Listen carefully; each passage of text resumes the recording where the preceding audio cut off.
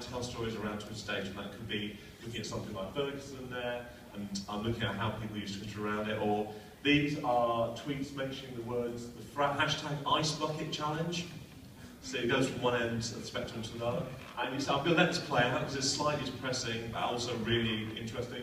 So it starts off, Ice Bucket Challenge America, and then wait and see how it quickly goes around the world. This is just 1 week, by the way, 1 week of worth of tweets. So there you go, and look at and then Argentina lighting up. Even places where people barely tweet.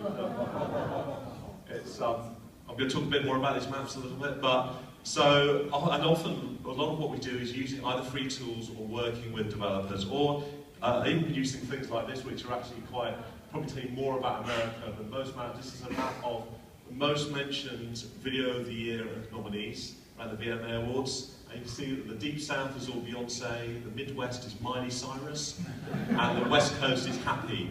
So I think that kind of probably tells quite a lot about America in one go. But also deal with things like, I've written an analysis of things like the Boston bombing and how people use Twitter around the Boston bombing, or things like this, which are just static visualization, which is a virtual hockey bracket. Look at who might win if tweets and mentions were winners of games, which of course they're not. And then things like, I look at also what works on Twitter and what doesn't work on Twitter. So for instance, if you add a picture or a video to your tweet, you get many more retweets. So I'll often look at this kind of stuff and look at how people can use Twitter a bit better. And if you want to see a lot of what we do, you should check out interactive.twitter.com. There's a lot of stuff there of my work with the Interactive team there, who are just amazing, really talented. And one of my colleagues, a guy called Nicholas Belmonte, who's one of your compatriots, some of you might even know, who works with us in San Francisco, who's just a bit of a genius. And I get to do stuff like this with Nico, which is obviously being British, I'm obsessed with Doctor Who, and this shows the most retweeted tweets around Doctor Who. In fact, Doctor Who is a kind of thread through my career.